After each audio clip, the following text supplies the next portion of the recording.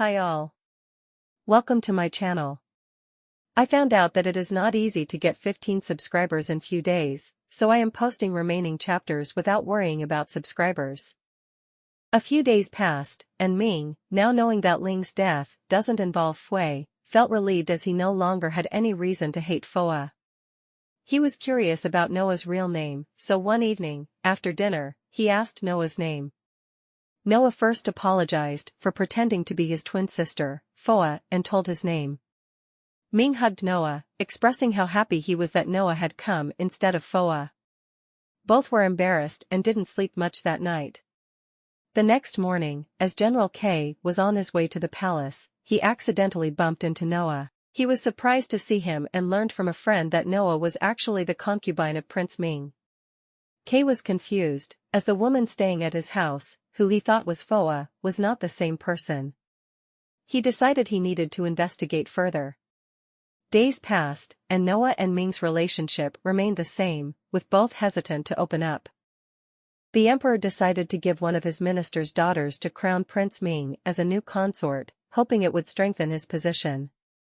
Fui supported the decision, believing it would give Noah the opportunity to escape the palace by pretending to be dead, as he thought Ming wasn't interested in Noah.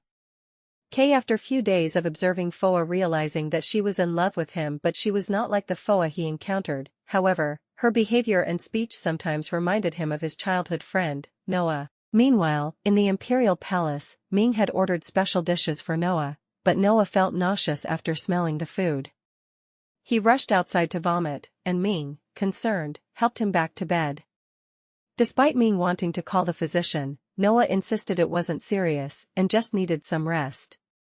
Ming left him to rest, but Noah had his own thoughts about the situation. Noah felt that Ming was only seeing him as friend and not interested in him romantically, so he tried not to fall for Ming, believing there was no hope for them. The next morning, Noah felt better but still didn't like the food that was brought to him. He asked for porridge, which Suchi and Ruchi brought, thinking he was still unwell. After eating, wanting some fresh air, he went for a walk in the garden, but his mind was still occupied with thoughts of Ming. He wondered why Ming hadn't visited him when he was sick and started doubting whether Ming had any feelings for him. Despite Suchi and Ruchi trying to cheer him up, he remained in a bad mood.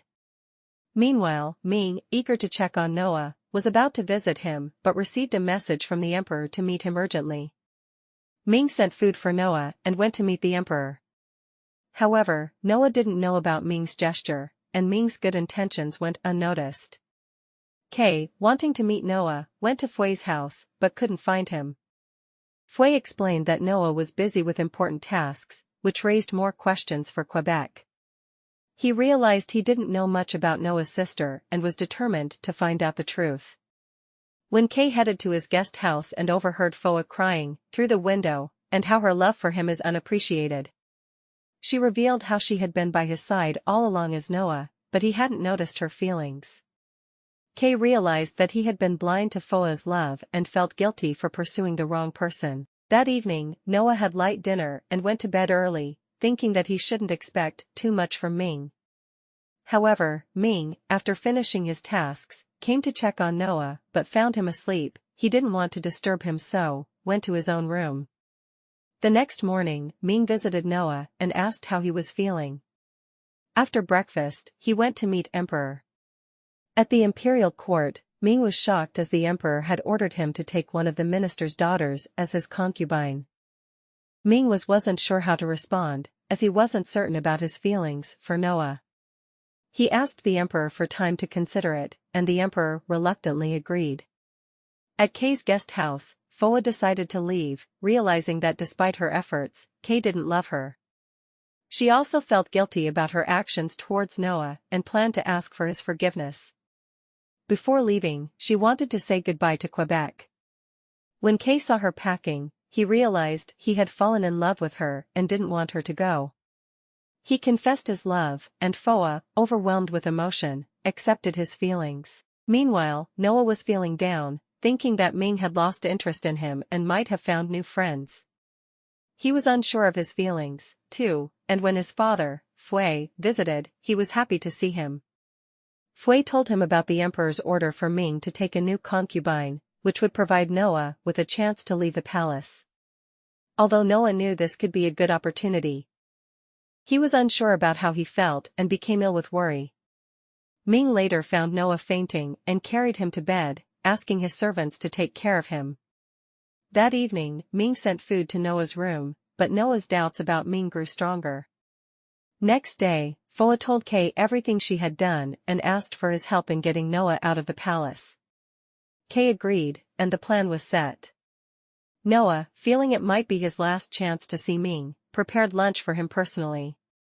Ming was confused but didn't stop him. Noah successfully escaped the palace and went to Kay's house. Foa was happy to see him. However, Noah was exhausted from the journey and soon collapsed. Foa, concerned about his condition, asked Kay to get a physician. Dr. Chen, a friend of Kay's, examined Noah and learned that Noah had been feeling unwell for about 2 weeks. To everyone's shock, he revealed that Noah was pregnant. The news stunned everyone, as Noah was a man, and no one could understand how it was possible. Everyone was shocked when Dr. Chen revealed that Noah was pregnant, as he was a man. Kay asked Chen how this was possible, and Chen explained that it was very rare but not unheard of for a male to become pregnant. He further explained that while Noah and his twin sister, Foa, were in their mother's womb, a female fetus had merged with Noah early on, giving him both male and female qualities. Although everyone was confused, Kay trusted Dr. Chen's knowledge. Chen gave prescription and advised that they wait to tell him about the pregnancy until he was fully awake and calm, as it could be too shocking for him. When Noah woke up, he noticed the concerned expressions of everyone around him. Ruchi assured him there was nothing to worry about, and Foa, after learning that Noah was awake, went to see him. She comforted him, telling him that he was free now and should not worry about anything. Noah, feeling better, smiled and thanked her. Meanwhile, in the palace, Ming had prepared to confess his feelings to Noah but couldn't find him. He searched everywhere, including the garden, and when he couldn't find him by midnight, he feared Noah had left him. Ming was upset and fell asleep in Noah's room, still unsure of why Noah had left. The next morning, Noah woke up feeling drowsy, as he had been for the past few days. He made plans to improve his health by waking up early and exercising. Foa had prepared breakfast for him and decided it was time to tell him about his pregnancy. She told him gently, but when Noah heard, it felt as though he had been struck by lightning. He couldn't understand how this was possible, as he was a man, and felt confused and upset. He also feared how Ming would react if he knew about it, especially since it was the result of a mistake when Ming was drugged. Foa comforted him, feeling guilty for everything that had happened to Noah. After a long time of thinking, Noah fell asleep. Meanwhile, Ming searched desperately for Noah, growing angry and determined to imprison him once he found him. Dr. Chen arrived at Kay's house and examined Noah, confirming that his health and the baby's condition were fine but that he was weak both physically and mentally. He suggested Noah could consider abortion, but Noah refused, deciding to give birth to the child, as it was a reminder of his time with Ming. Chen advised Noah to stay strong, eat well, and walk in gardens to keep his baby healthy. Noah agreed to follow the doctor's advice and smiled for the first time in a while. Later, Fui arrived at Kay's house and learned about Noah's pregnancy. He was initially shocked, but understood that Noah was happy and reassured him that he only wanted their happiness. Fui invited Noah to stay with him, but they declined, fearing Ming would find Noah easily. Fui left for home, and Kay warned Foa not to visit Noah too often for his safety. A week passed, and Noah's pregnancy symptoms intensified, but he remained positive and cheerful, which made everyone around him happy. One day, Kay informed Foa that he was leaving on a mission to search for Prince Ming, who had disappeared around the same time Noah escaped the palace.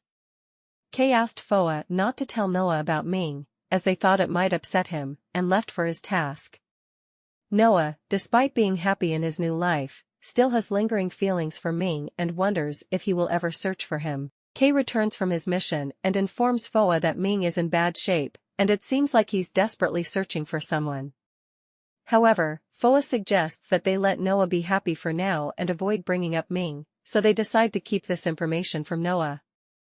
Meanwhile, Ming, worried about his father's health, finally arrives at the palace and meets with the emperor but doesn't disturb him.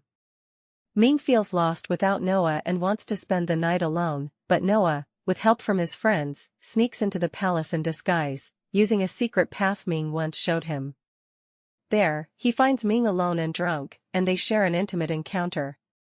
However, Noah leaves before Ming wakes up, whispering to him that if Ming truly loves him, he should find him. The next morning, Ming wakes up regretting his actions, realizing it wasn't a dream, and feeling that he hasn't properly expressed his love to Noah. He's determined to find Noah, but first, he needs to focus on his responsibilities and the kingdom before he can search for him. Ming went to the emperor's palace to greet his father, who appeared weak but still maintained a dignified smile. The emperor informed Ming that he needed support from a strong minister to protect his throne and decided to give Minister Hua's daughter, Dia, as Ming's concubine. Ming was shocked by this, but before he could respond, the emperor suddenly collapsed. The physician advised Ming to follow his father's wishes, as they weren't sure if the emperor would recover.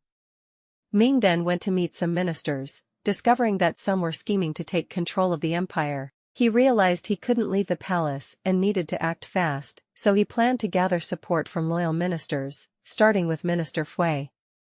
Flashback: when Ming visited Minister Fui to ask about Noah's whereabouts, Fui tested Ming by suggesting that Ming should be relieved Noah had left. Ming, angered, responded that Noah was his wife, and Fui was impressed by Ming's devotion. However, Fui didn't reveal Noah's location and instead suggested Ming find Noah himself. Present day, Noah was in a good mood after a restful sleep and had lunch. Fua noticed Noah's flushed face but thought it was normal for a pregnant person. Meanwhile, Kay informed Fua that Prince Ming had called him for a meeting. Fua wondered if Ming had discovered Noah's whereabouts, but Kay thought the meeting was more likely about the palace situation. Kay left to meet Ming, vowing not to let Ming find out about Noah. Kay visited Ming at his palace as ordered, where Ming informed him about the situation in the palace, including the corrupt ministers. Ming asked for Kay's help and promoted him as the head of the imperial army, trusting in his abilities. Kay was impressed by Ming's plans and pledged his support. They spoke for a long time, and when evening came, Kay left, thinking Ming was a capable ruler and hoping Ming and Noah would reconcile. The next day, Ming and Kay visited Fui to seek his help with the corrupt ministers. Fui agreed, and they discussed political matters. Ming, however, didn't notice Kay and Fui's subtle hints about their relationship. After lunch, Ming was informed by the empress's servant about the arrival of his new concubine. Ming went to meet her, intending to make it clear that their marriage was political and he would not love her. Dia responded that she was not interested in marriage and preferred to spend her life praying. Ming was satisfied with her response and reassured her that she would be free to live as she wished. Afterward, Ming returned to his study and resumed his nightly search for Noah. A month passed, and most problems in the kingdom were resolved, with the emperor's health stabilizing. Ming, eager to find Noah, recalled that Fua had been absent from Fui's house during his visits. Kay then informed Ming about a family tradition, mentioning the upcoming festival. Ming, realizing the significance of Kay's hints, deduced that Noah might be at Kay's guest house. At the guest house, Ming found Noah and was overjoyed to see him, especially since Noah was now 5 months pregnant. Ming confessed his love for Noah, and the two embraced and kissed. Ming then took Noah back to his palace. Fua, who had anticipated this, had already made preparations, and Suchi and Ruchi followed them with Noah's luggage.At the palace. Ming placed Noah in his bed and explained everything, including the situation with Dia, which reassured Noah. The two were happy to be reunited. A few months later, the emperor announced his retirement and named Ming as the new emperor. Ming and Noah had a son, whom they named Ling, and Ming declared Noah as his empress. When Ling was old enough to take over, Ming left the kingdom in his hands and left with Noah to enjoy their life together. This is the end. If you like my story, please do like and subscribe.